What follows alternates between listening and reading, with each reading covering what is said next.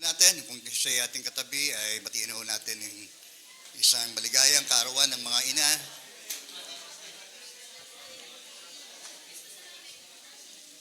Naalala ko tuloy nanay ko eh.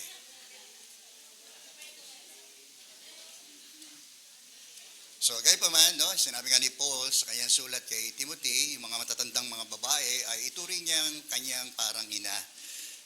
Amen, no? At salamat sapagkat binigyan po tayo ng kaloob ng Diyos na ito ng ating pong mga nanay, no?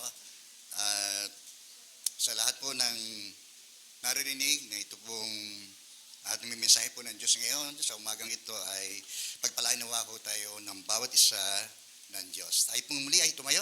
Buksan po natin ating madalang kasulatan dito po sa Isaiah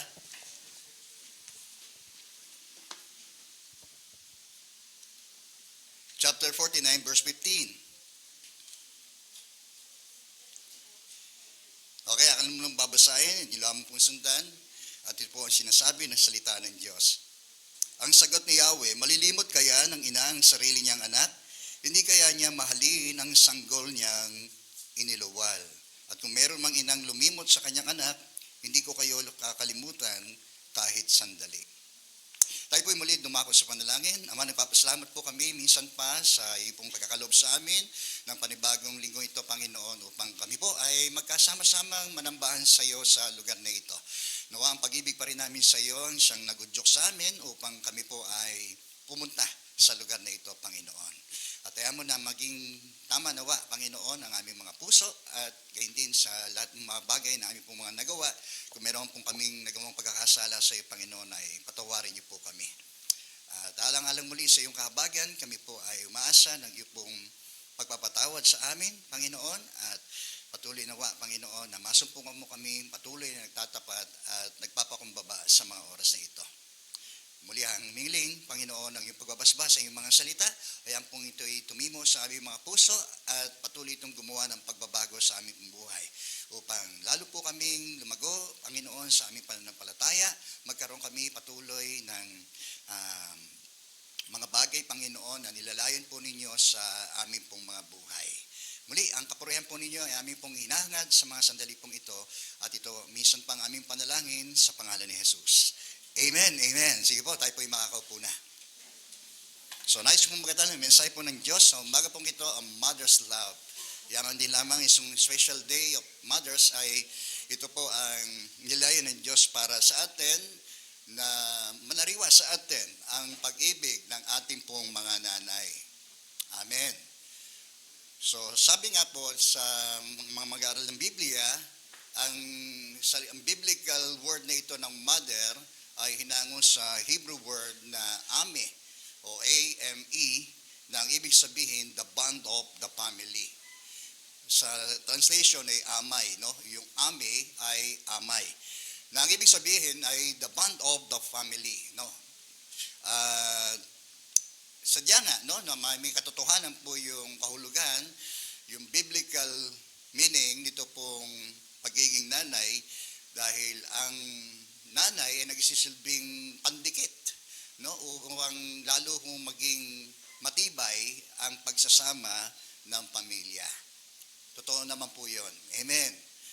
Although alam natin, no, na hindi natin may alis at may tatatwarin ang kahalagahan din ng pagiging ama ng isang ama sa kanyang tahanan, subalit may malaking gampanin higit na ang isang ina sa loob ng kanyang pamilya.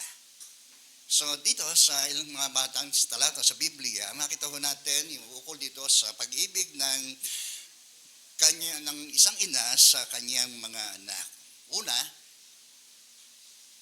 so mother's love for their children ay pinatutunayan ho yan ng kanyang pagkakatagpo sa pangangailangan ng kanyang anak. No, kahit nung simula makita natin na sa bagong silang na anak ay agad niya itong pinoprovide ng kanyang gatas, no, upang siya po ay ang kanyang anak ay makasuso, no, at makatanggap ng sariwang biyaya na dulot ng kanyang nanay. Sabi sa Proverbs chapter 31, No? Sorry po, wala po kami internet at kaya po ganyan na lamang. No? Tingnan na lang po natin sa ating pong Biblia. Sa Proverbs chapter 31, verse 14 to 15, ito ay isang bawa na kung saan ay pinahayag dito yung pagiging huwaran ng isang ina. Sabi rito, tulad ng isang barkong puno ng kalakal, siya ay nag-uuwi ng pagkain mula sa malayong lugar.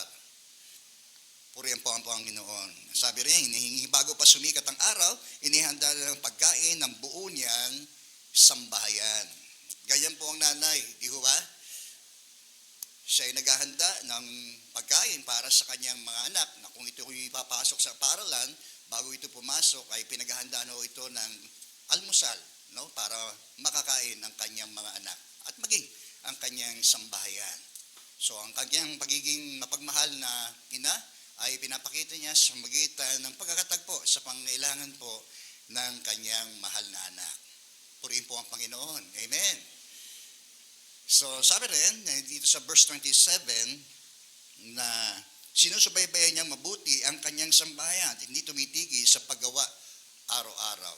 Katuwang marahil ng kanyang asawang lalaki, no, ang ina ng tahanan ay nagsisikap, no, na makasuporta para lalo pong matugunan ang pangangailangan ng kanila pong mga anak. So ganyan po ina, dapat ay maging produktibo rin tayong mga nanay nang sa gayon ay hindi ho nagugutom ang ating mga anak. Tama po, no? Huwag lang mo tayo manatili sa ating bahay at iasa sa buong pinagkakitaan ng ating pong mga asawa. Lalo na kung ikaw ay single mom, di ba? Kailangan talaga magbanat ka ng buto para may provide mo ang pangangailangan ng iyong mga anak. Okay? Amen. So, isang palatandaan ng pag-ibig ng ina sa kanyang anak ay yung pong pinoprotektahan niya ang kanyang mga anak. So, may isang senaryo dito po sa Lumang Tipan sa panahon ng Haring Solomon na kung saan meron pong idinulog na problema sa usapin ng switching, no? O yung pagpapalit, no, ng sanggol nitong dalawang inang ito, na yung isa ay namatay at yung isa naman ay buhay, na ipinagpalit nung inang namatay yung kanyang sanggol doon sa kanyang kasamang na nanganak din, no? Basahin po natin. Ito po sa 1 Kings chapter 3 verse 23 to 27. Sabi, isang araw nagpunta sa hari ang dalawang babaeng nagbebenta ng panandaliang aliw. Ang sabi ng isa, mahal na hari, kami po ng babaeng ito ay nakatira sa iisang bahay. Nanganak po ako at habang siya'y naroroon. Pagkalipas ng 3 araw, nanganak din ang babaeng ito. Wala po kaming ibang kasama roon. Isang gabi, nadaganan po niya ang kanyang anak at ito'y namatay. Malalim na ang gabi nang siya'y bumangon at ang babaeng ako na habang ako na may natutulog, kinuha niya sa tabi ko ang aking anak at dinala sa kanyang higaan at inilagay naman sa tabi ko ang kanyang patay na anak. Kinaumagahan, bumangon ako upang pasusuhin ang aking anak. Ngunit natagpuan ko na lamang na ito'y patay na. Subalit ng aking pagmasdan, no, na mabuti, nakilala kong hindi yon ang aking anak, sabi niya. Tumutol naman ang pangalawa at ang sabi, hindi totoo yan. Anak ko ang buhay at ang iyo'y patay. No? Para silang face to face, no? Na nagkakatalo, no, sa harapan ng hari. At lalo naman iginit ng una, hindi totoo yung sinasabi mo, patay na ang anak mo, ngunit ang akin ang buhay. At ganito ang kanilang naging pagtatalo sa harapan ng hari. Kaya sinabi ni Solomon sa isa, sinasabi mong iyo ang buhay at ang bata ay kanya ang patay. At sa ikalawa, ang sabi naman sa iyo ng buhay, sa iyo ang buhay at ang kanya naman ang patay. Kaya nagpakuha ang hari ng isang tabak. Okay? Nagpakuha ang hari ng isang tabak at dinala sa kanya ang isang tabak. At sinabi ng hari, hatiin ang bata. Hatiin ang batang buhay at ibigay ang kalahati sa bawat isa. Okay, ang yung isa, sabi rito, nabagabag ang puso ng tunay ng ina ng batang buhay at napasigaw, huwag po kamahalan, ibigay na po ninyo sa kanya ang bata, huwag lamang ninyong patayin. Sinabi naman ng isa, sige, hatiin natin ang bata upang walang makinabang kahit sino man sa amin. Kaya sinabi ni Solomon, huwag ninyong patayin ang bata, ibigay ninyo sa una, siya ang tunay na ina ng bata. So, pinapakita naman dito nung mabuting nanay na yon, no? Na handa siyang magsakripisyo alang-alang sa buhay ng kanyang anak. No? Handa siyang magparaya, handa siyang magsakripisyo alang-alang sa kanyang anak na para ito'y mabuhay. Okay? Amen. Diyan po tayo. So, ganyan ho, nanay, di ba? Nagsasakripisyo alang-alang ho sa ating mga anak. No? At minsan, lalo na sa panahon na tayo po ay nasa stage ng infancy, hindi lang natin marahil nakita at nasaksihan yung mga ganitong uri ng pag-iingat ng ating mga nanay sa atin. No? Sa kanilang mga pag-oruga, no? Na kanila tayo iniingatan upang hindi ho tayo magkasakit, upang hindi tayo mapahamak, di ba? Kaya tayo ginagabayan upang tayo kanilang protektahan. Purihin po ang Panginoon. Amen. So, naalala ko yung isang kwento patungkol doon sa isang mag-iina. Ito po yung nangyari po sa California na kung saan yung asawang lalaki ay nagtungo sa isang lungsod upang maghanap ng trabaho. No? Ito naman si Patsy po ang kanyang pangalan ng nanay. Siya po ay isang guro, no? Na meron ho siyang parang tinuturuan sa isang tahanan. No, isang maga, habang siya ay papasok, no? At ang kanyang asawa naman ay tumungo doon sa pag-a-applyan ng kanyang trabaho sa lungsod. Nung sila pabagtas, patungo roon sa lugar na kung saan ilalagak niya yung kanyang dalawang buwang gulang na anak at ang kanyang isang anak na babae na 3 gulang sa isang parang babysitter, di ba? Babysit, no? Ibig sabihin, ilalagak ito sa isang tao na paalagaan yung kanyang mga anak. Ngunit hindi na ho siya nakarating, no, doon sa bago pa man sila makarating doon sa kanilang patutunguhan, nahulog po sa bangin yung kanilang sinasakyan. Pabagsak, bumulusok doon, tuloy-tuloy sa isang tubigan na nakataob na ito ho ay bumaksak. No, at habang napupuno ng tubig yung sasakyan mula sa pagkakaipit ni Patsy doon sa Monobela, no, na hindi niya makayanan makawala, no, na isip niya yung kanyang 2 buwang gulang na anak, no, na alam niya na malulunod din kasama niya, no, at yung kanyang 3 taong gulang na anak na naroon po sa likod ay patay na, no, nung mga pagkakataon na yon. Kaya ang ginawa ho niya ay kanya itong binuhat, no, at patuloy niya itinaas ito para makasagap ng hangin, at nang hindi ho ito malunod. At natagpuan po ang kanilang sasakyan na sa ganong klase, no, mula doon sa ganong pagkakawasak at pagkakalunod nung mag-ina. Subalit yung bata ho ay nag-survive dahil doon sa ginawa nung nanay na iningat niya, no, yung bata para ito ay mabuhay. Subalit si Patsy at ang kanyang 3 taong gulang ay nalunod, namatay sa pagkakalunod. Okay? Amen po? So, ganyan po nanay di ba? Pati buhay, sa sakripisyo, paalang-alang, para mabuhay lang ang anak. Diba? Dahil pag may sakit ang isang anak, di ba? Minsan sasabihin pa ng nanay, sana ako na lang, Lord Diba? Lalo't kung nakikita niya, naghihirap yung anak niya, sasabihin, sana ako na lang. Okay? A mother's love for their children. Amen.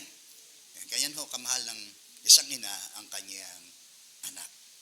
So, hindi rin matatanggi na talaga naman meron din ng mga nanay na nagtatakwil sa kanila pong mga anak. No? Lalo na itong yung kanilang pagbubuntis ay hindi kagustuhan. No? At maaring yung kanilang pagbubuntis ay pagbubuntis sa pagkakasala. Kaya may mga ina, no, na nagluluwal, pagkatapos iluwal ay iniiwan na lang. O hindi kaya ay itinatapon sa basurahan. So, kaya nga marahil sinabi ng Diyos doon sa binasa ko natin kanina, kung meron mang inang lumimot sa kanilang mga anak, although bihira ho yun, no? Pero may nangyayari yung ganon. Subalit, sabi ng Panginoon, ako hindi ko kayo lilimutin. Amen. Yun ang kagandahan sa ating Panginoon. Glory be to God. So, pangatlo, pinakahayag ng pag-ibig ng isang ina sa kanyang anak sa pamamagitan ng kanyang pagkahabag dito. Okay? Dito po sa Matthew chapter 15, verse 22 to 28, may isang kanineya na kung saan lumapit ito sa Panginoon upang hilingin. No? Yung kanyang anak ay sinasapian ng demonyo. Okay? So, sinabi ng Panginoon, sabi ng kanyang mga alagad, Panginoon, paalisin niyo ng atong babae, ang kulit Oh, basahin nga ho natin, sige, dito po sa Matthew chapter 15, verse 22 to 28.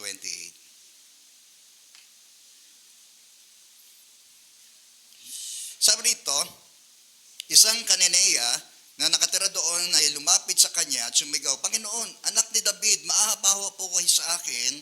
Ang anak kong babae sinasapian ng demonyo at labis na pinahihirapan nito. Okay? Lahat ay gagawin. Amen. Maaari nga kung minsan dahil sa desperasyon na marahil para sa kapakanan ng anak ay lalapit kung kani-kanino. Di ba?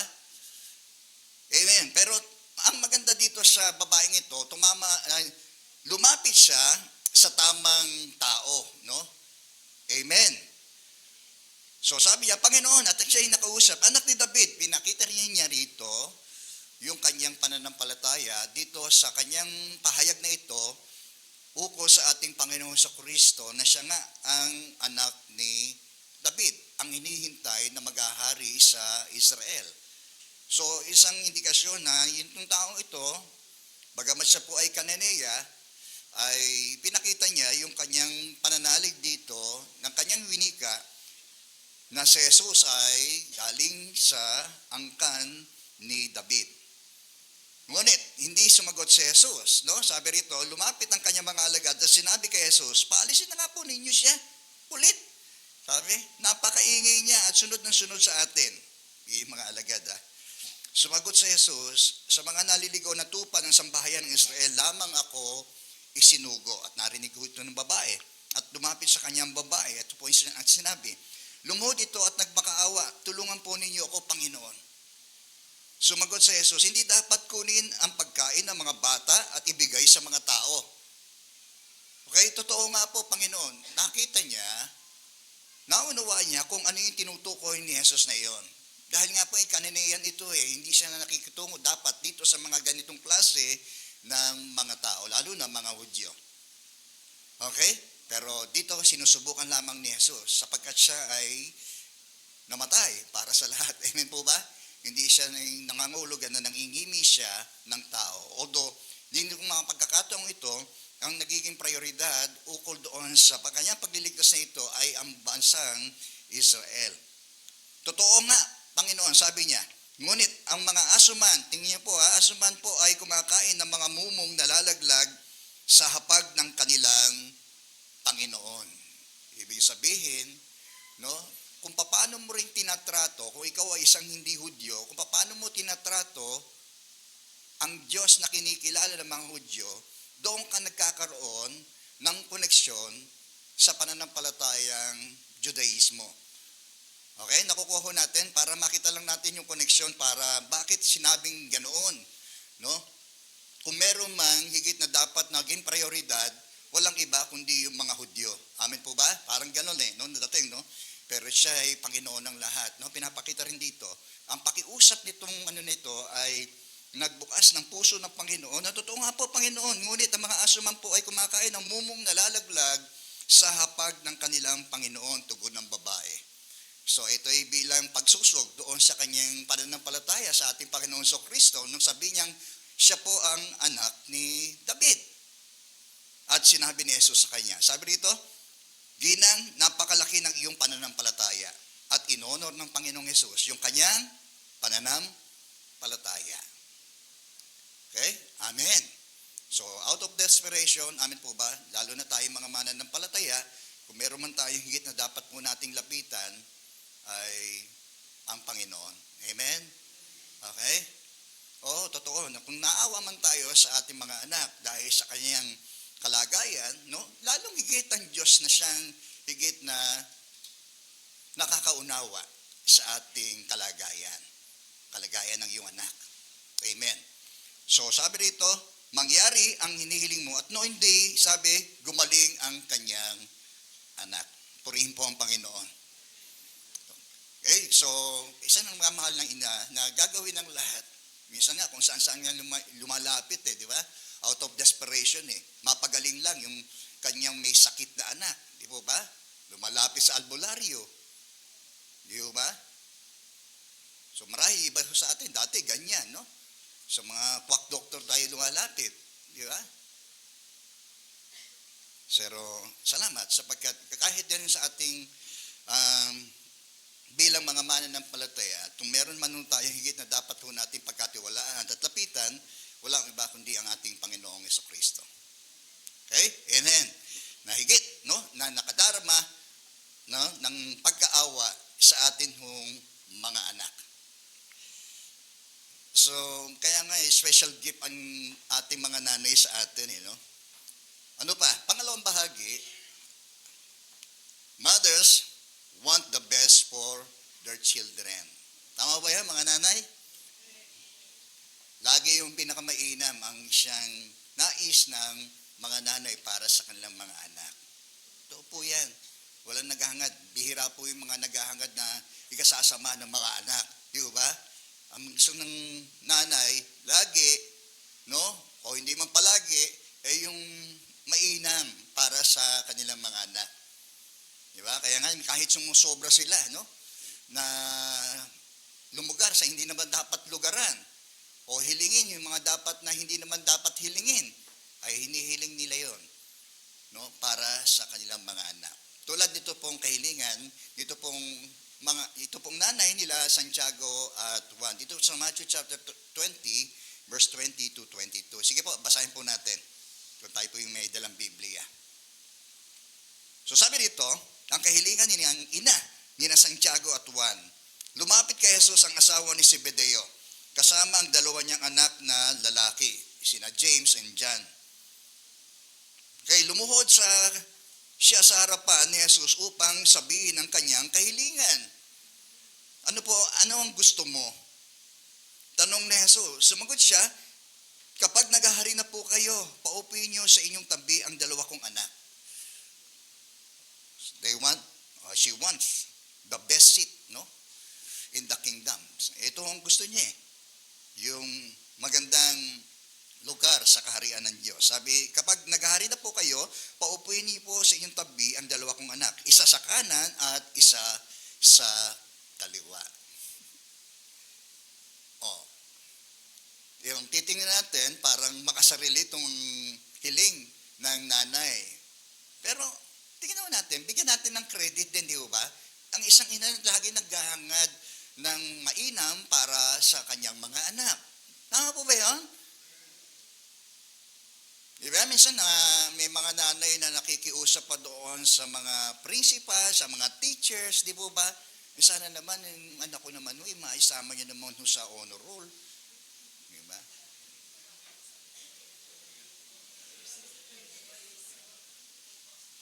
Andiyan pa ba tayo? Di ba? Minsan may mga ganon. kinakausap, yung dapat kausapin, parang nang sa gayon, yung kanilang mga anak, mapasok sa trabaho, di ba? Kasi gano'n ang nanay eh. Amen po? Hello, nandiyan po ba tayo? So, bagamat, yung kahilingan ito, sabi, hindi mo naalalaman, hinihiling mo. No? So, siya po ay tumungo doon sa lugar na hindi naman dapat niyang lugaran o hilingin na hindi naman dapat na hilingin. Para tila ito'y lumalampas na doon sa matinding kahilingan ng inang ito. Amen? Pero gayon pa man, siya'y sinagot ng ating Panginoong Hesus. Ang sabi niya, mababata niyo ba? Hindi niyo nalaman ang iyong hinihingi, sabi ni Jesus sa kanila. Kaya kaya ba ninyong tiisin ang hirap na malapit ko nang danasin? Okay, amen. Diyan po tayo. So may challenge, no? Para dito sa mga dakilang mga bagay na ito, para sa kanyang mga anak, may mga hamon o pagpapakasakit upang makamit ang mga hinihingi ito. Okay? So may mga kasabihan niya, no pain, no gain. Di ba? Kung walang pagpapakasakit, walang sakit, ay wala tayong makakamit. Amen po ba? Kahit naman saan di ba? Kahit sa pagtatrabaho, hindi ka naman nakapagtrabaho kung hindi ka naman magsisikap. No? Magpapapawis. Di po ba? Wala tayong magiging pakinabang. Amen po ba?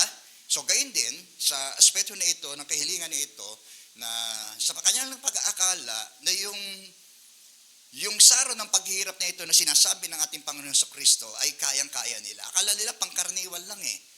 Di ba? Kaya agad-agad na tumugon yung kanyang nanay. No? Opo, sila. Sabay-sabay sila, opo, tugon nila. Di ba? At sinabi nga ni Jesus, daranasin nga niya ang hirap na titiisin ko. So dito pa lamang, sinasabi na ni Jesus kung ano ang magiging kapalit, no?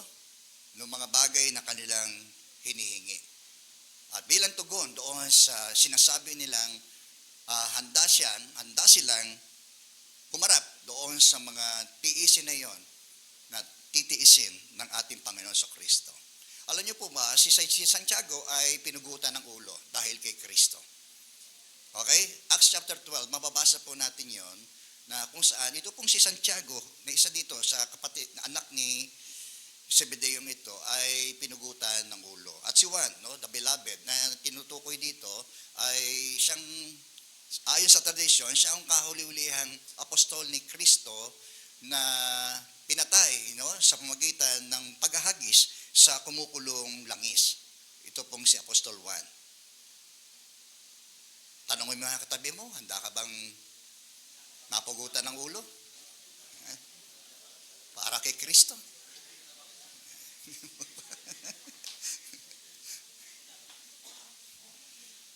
Well, yun ang kalakit, no, ng ating lubusang pagtatalaga ng ating sarili sa Diyos, no? No, even doon sa point of death, no, na dapat ay mag-alay tayo ng ating buong buhay alang-alang sa Panginoon. Amen po ba? So, gayon din, no? Kung paano rin ganung buong pusong inialay ng ating Panginoon sa Kristo ang kanyang buhay alang-alang sa ating mga makasalanan. Gayon din, gaano pa kaya ang isang nanay na nagmamahal na hindi niya kayang ibuwis, no? Ipagkaloob ang kanyang mismong sariling buhay alang-alang sa kanyang anak. Amen? Because mother wants the best for their children. Yan. Minsan di nakikita ng mga anak yun. Di ba? Hello, mga anak. Okay. Pangatlo, mothers train their children, no? Yan. So, tulad ni Timoteo, no, na kung saan binanggit ni Paul ukol doon sa kanyang nanay nito at ang kanyang lola, Eunice, na kung saan sila ang mga nagsilbing spiritual mother. Dito pong si Timoteo. Okay? So ang role natin bilang mother, hindi lamang mag-provide ng pangangailangan ng ating mga pamilya. No? Kasama ng ating katuwang ng ating pong asawang lalaki, ang ating pagiging spiritual mother. No? Habang kahit sila ay nasa ating sinapupunan pa lang, no? Ay bigyan natin ng kamalayan, no? Ang ating mahal na anak, o ating mga minamahal na mga anak, ukol sa kamalayan nila sa Diyos. Okay? Amen po. Andiyan po tayo. Kaya nga mahalaga sa ating mga magulang na ihanda natin sila, higit sa lahat, no? Sa paglilingkod nila sa Diyos habang sila ay lumalaki. No? Sabi, train up a child, no? Bugin natin ang ating mga anak, no, na may pagkatakot sa Panginoon hanggang sa kanyang paglaki, hindi niya ito makakalimutan. Amen po. So, gayon din, ang unang mga nagturo ng mga salita ng Diyos ay ang ina at lola nito pong si Timoteo. 2 Timothy, basahin po natin itong sinasabi ni Paul kay Timoteo. 2 Timothy chapter 3 verse 14.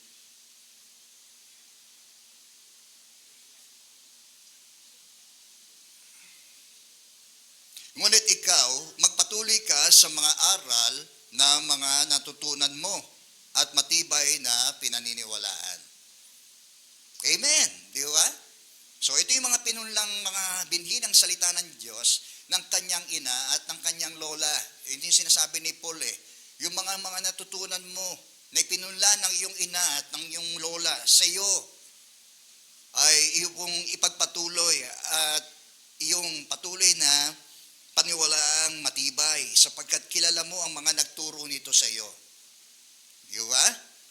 Mula pa sa pagkabata, alam mo na ang banal na kasulatan ay may kapangyarihang magbigay sa iyo ng karunungan tungo sa kaligtasan sa pamamagitan ng pananampalataya.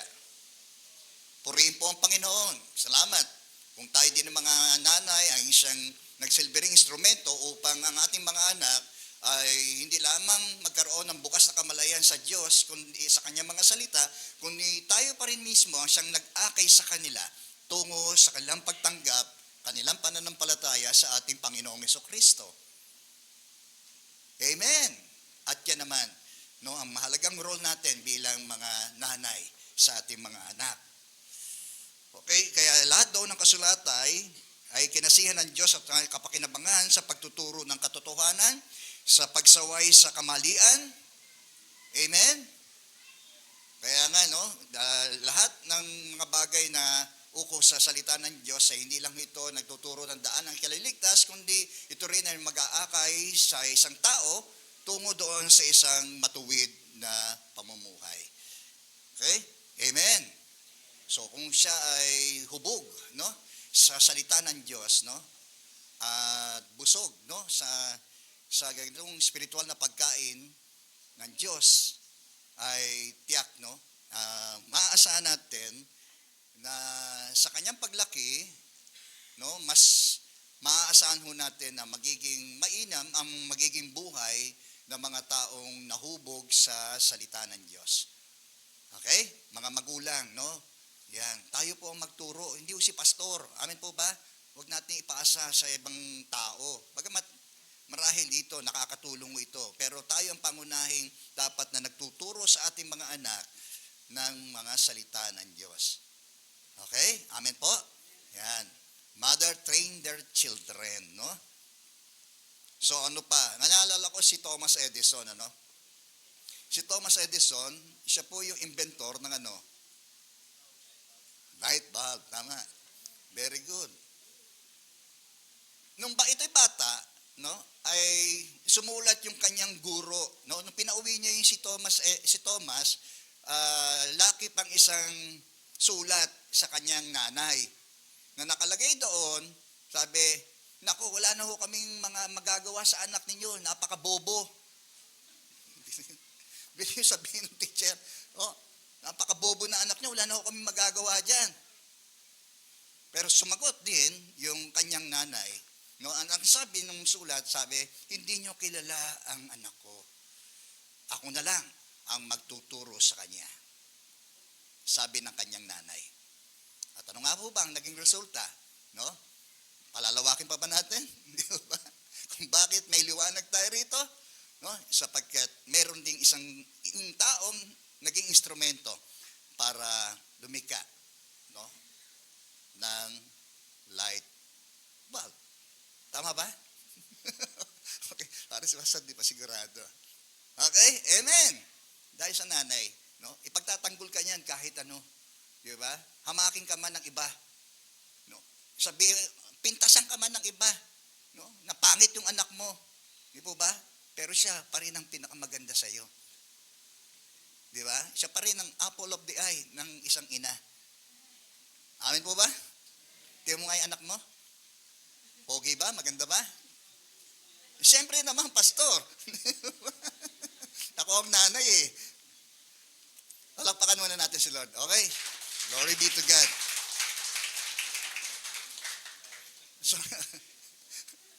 So sa lahat ng ito, napakahalaga na ating parangalan ang ating pong mga nanay. No? Kaya salamat at nabuo itong special na araw na ito para sa mga nanay. Para i-recognize natin yung kanilang mga pagsisilbing ginawa para sa atin mula nang tayo mga musmos. Di ba? Hanggang sa atin ang kalagayan, kung matanda na nga tayo, ang puso ng isang ina sa kanyang anak hindi ho napapagod yan sa pagmamahal sa mga ito. Tandaan natin, medyo maaring ang ating mga nanay medyo makukulit na, no? Dahil matatanda na,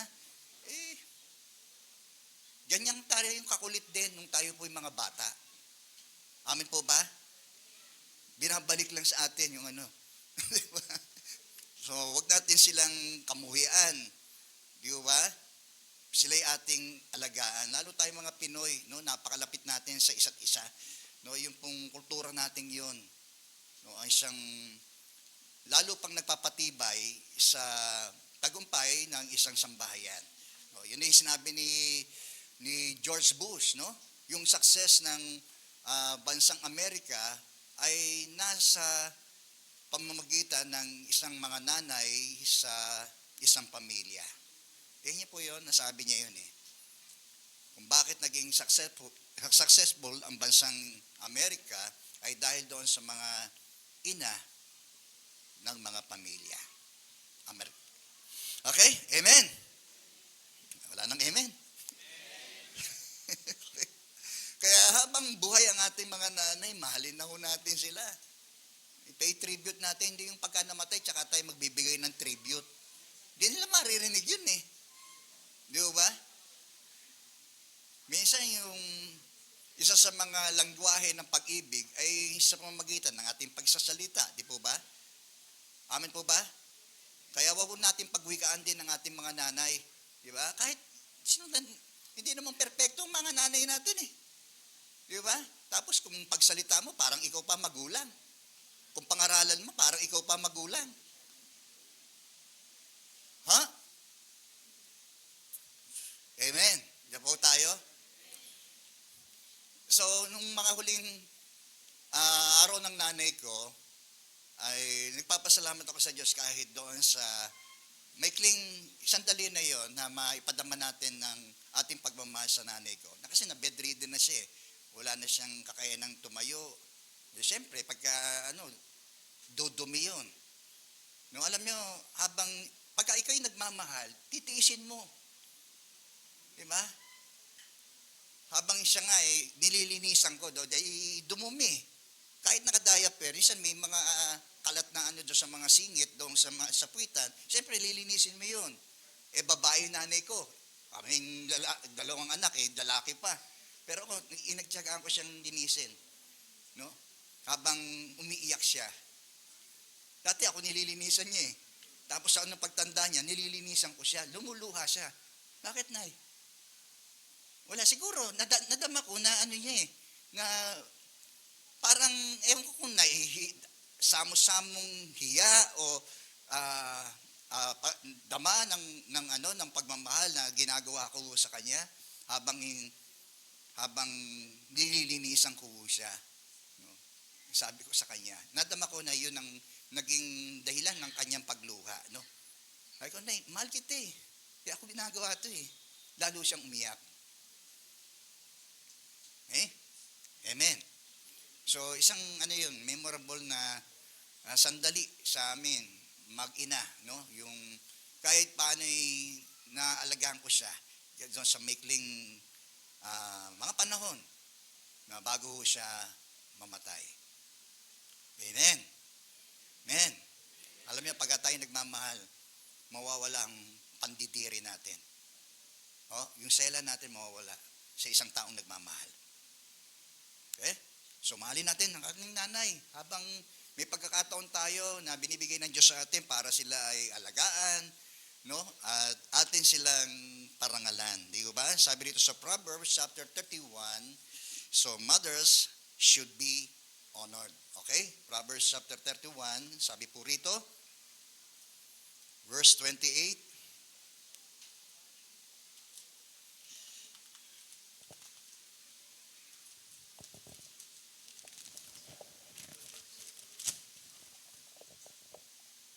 sabi rito, iginagalang siya ng kanyang mga anak. Totoo ba yon? Ikaw ba'y anak? Iginagalang siya ng kanyang mga anak. Amen. Alam mo, yung napakasakit sa isang magulang pagka ikaw ay dinisrespect ng anak mo. Totoo? Hindi. Di ba? Minsan pa, mismo sa bibig ng anak mo, maririnig mo yung mga salitang hindi mo aakalaing sasabihin sa harapan mo. Amen? So, mga anak, galang natin ating mga magulang, lalo na ating mga ina. Sapagkat yun ay may kalakip na pangako. Amen po ba? Ang buhay daw po natin dito sa daigdig ay lalawig at uunlad. Amen po? So, isa rin yan sa tayong mga anak ay magpahalaga sa paggalang ng ating mga anak. Mga tuwiran tayo, pero huwag mawawala yung respeto. Di ba? Mga tuwiran tayo, pero huwag nating ialis yung respeto sa kanila. Purihin po ang Panginoon. Sabi, siya ng kanyang mga anak at pinupuri ng kanyang kabiyak. Maraming babae mabuting asawa, ngunit sa kanila ay nakahihigit ka. Amen. Kasi napakaganda ng puso. Kapag maganda ang puso ng isang nanay, magiging yan? Magre-reflect yan sa labas ng kanyang buhay. Okay? Kaya, kung tama ang puso ng isang ina, no, sa lahat din ng kanyang kinagawa, tiyak na magre-reflect yan sa kanyang asawa, amen? Sa kanyang ginagawa, maging sa mata ng mga taong nakapaligid sa kanya. Kaya, may pagmamapuri ang ganitong uri ng isang ina na may pagpapahalaga sa kanyang pamilya, sa kanyang asawa, sa kanyang mga anak. Okay? Mangdaraya ang pang-akit at kumukupas ang ganda, ngunit ang babaeng gumagalang at sumusunod kay Yahweh ay pararangalan. Napakainam na ang nanay mo ay isang mananampalataya. Amen po ba? Yun ang higit sa lahat, no? Na nagpakinang sa kagandahan ng isang ina kung siya ay isang mananampalataya. Okay? Purin po ang Panginoon. Kasi yun ang magiging motivation niya sa lahat ng kanyang mga desisyon, sa kanyang gagawin, di po ba? Ang magiging motivation niya ay yung sumunod sa Panginoon. Dahil siya ay may pagkatakot dito. Amen po ba? Ang isang inang may pagkatakot sa Panginoon ay tiyak, sabi ay pararangalan din naman ng Panginoon. Amen. Ibigay sa kanya ang lahat ng parangal, karapat-dapat siya sa papuri ng bayan. Kaya tayo, no, ay mahalaga na habang buhay ang ating mga nanay, ay i-cherish natin, no? Kung tayo may naghihirapan sa panahon na inaalagaan natin sila, ay maalala natin na sila man ay naghihirap na alagaan mo tayo. Okay? Amen po, mga anak. Ayaw nyo na. Dito po sa Proverbs chapter 23, sige, basitin ito lang huli.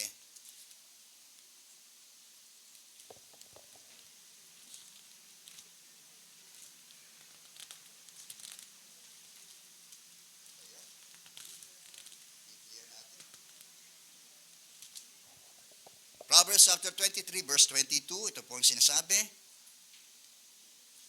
Pakinggan mo ang iyong ama at na pinagkakautangan mo ng buhay at huwag mong hahamakin ang iyong ina kapag siya'y matanda na.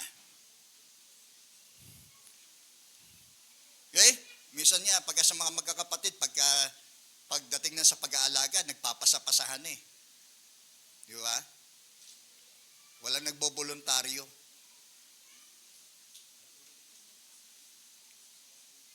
Totoo hindi? Totoo. Ganyan eh, di ba? Minsan, maring may sama ng loob yung mga anak sa magulang. No? Isa pa ng pagtanda, hindi rin sila, bilang pagpapahayag ng kanilang utang na loob, ay hindi nila ginagawa ho yun. Diyan naman si kuya eh. Siya na lang.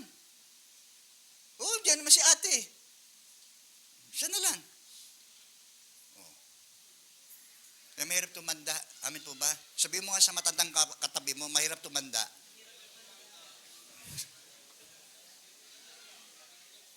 Kaya magtatabi tayo, no? Habang tayo bata, huwag din natin ibuo sa lahat sa atin ng mga anak. Tama lang, balanse lang natin. Kundi mag-impok tayo para sa ating pagtanda. Kasi hindi rin garantiya, no, na kapag ang ating mga anak ay nagsilaki rin, no, na binuhos natin lahat sa kanila, no, at naiwan tayo na mag-impok para sa ating sarili, pagtanda natin, kaawa-awa tayo. Pag yung ating mga anak Kaya magtabi tayo.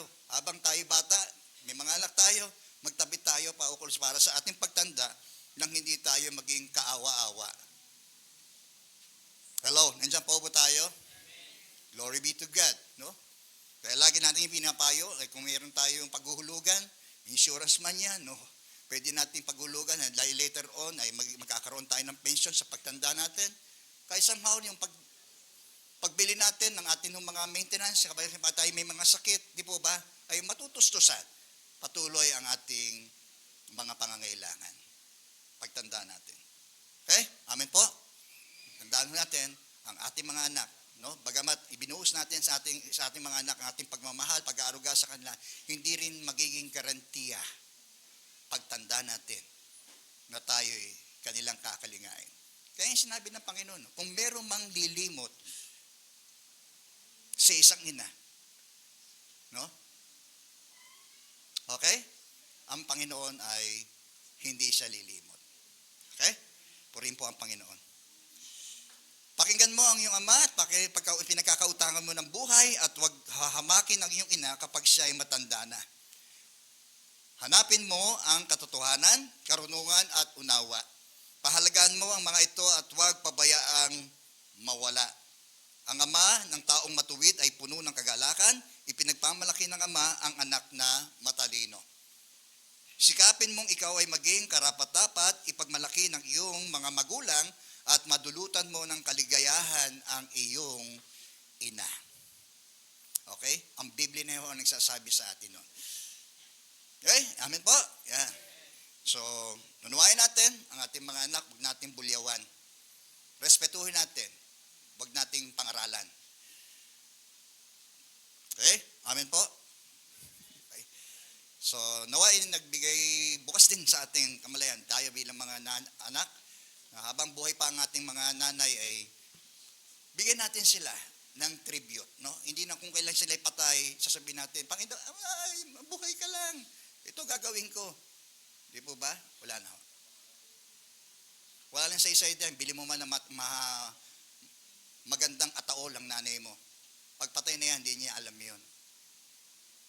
Di ba?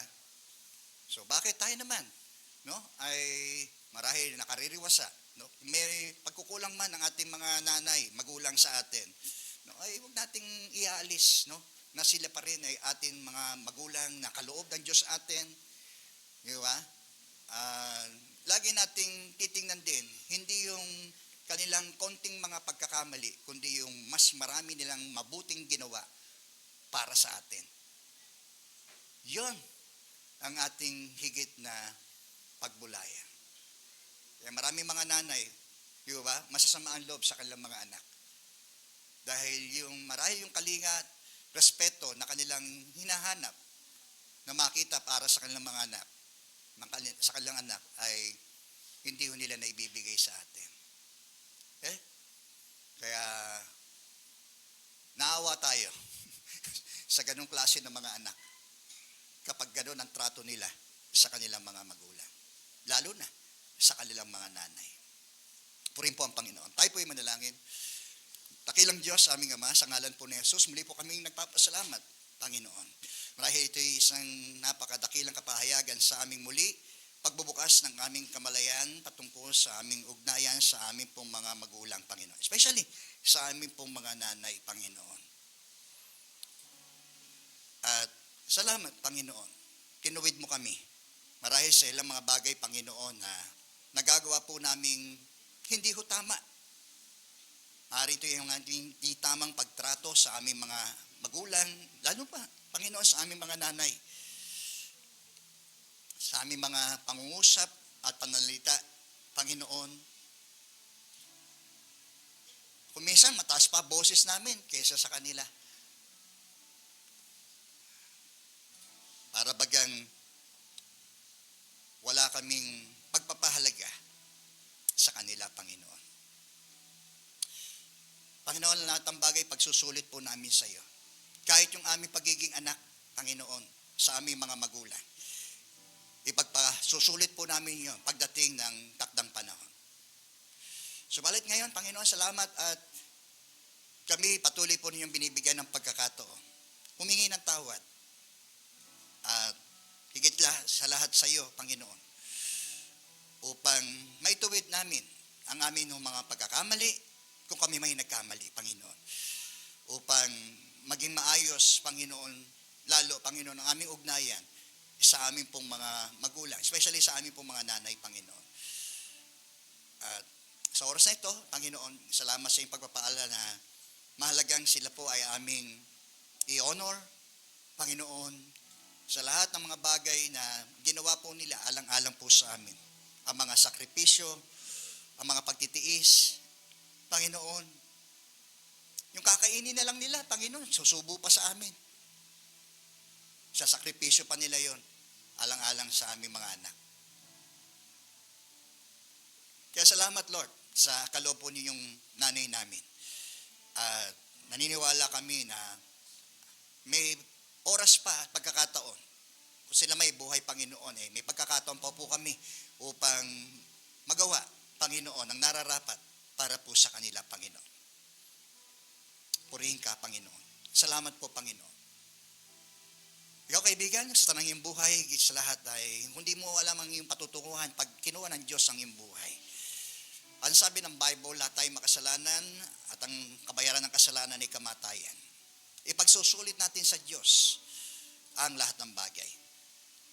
Kung yan ang nais mo ngayon, ang nais ng Diyos na tayo'y maligtas sa walang hanggang kaparusahan, sa walang hanggang kamatayan, sa pamagitan ng pananampalataya kay Kristo na siyang ating tagapagligtas.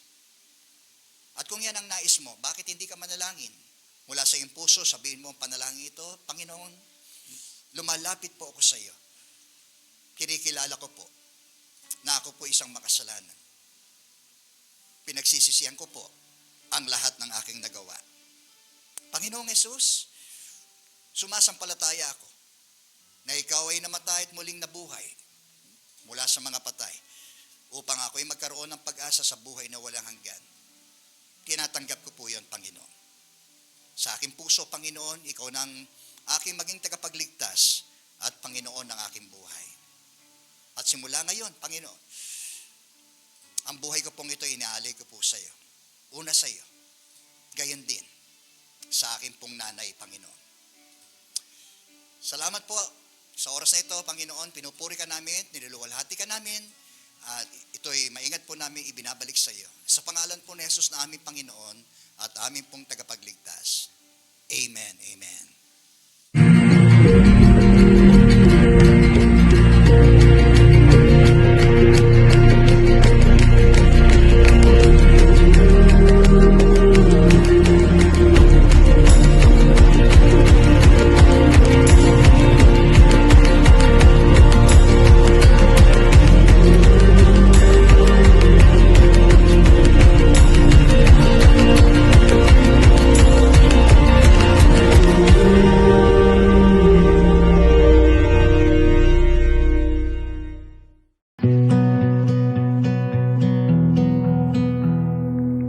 I bet you could have used a minute, just a little time alone.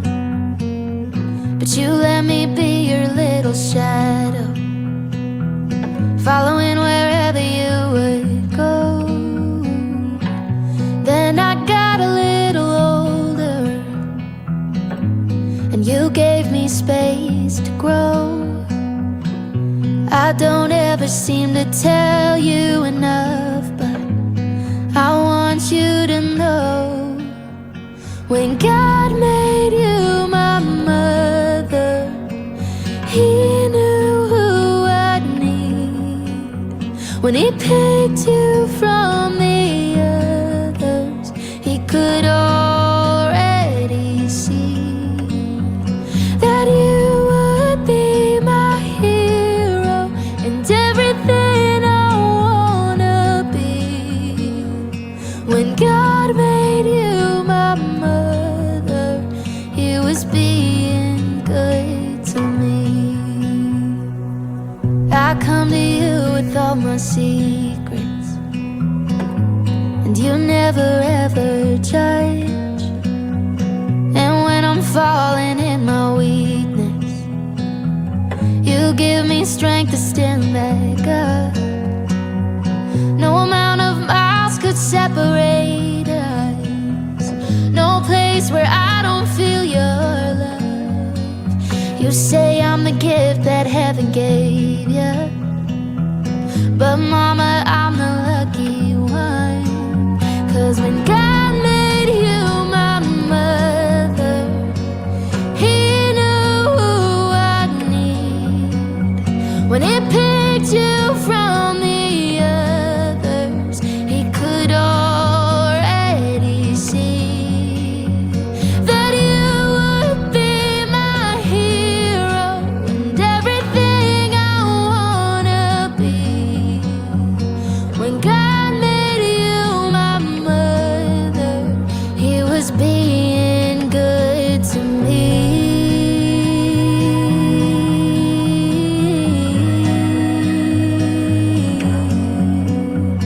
If I'm ever a mother, I wanna be like you. If He picks me from the others, I'm gonna try to fill your shoes. 'Cause mama, you're my hero and everything I wanna be. When God made you my mother, He was being good to me.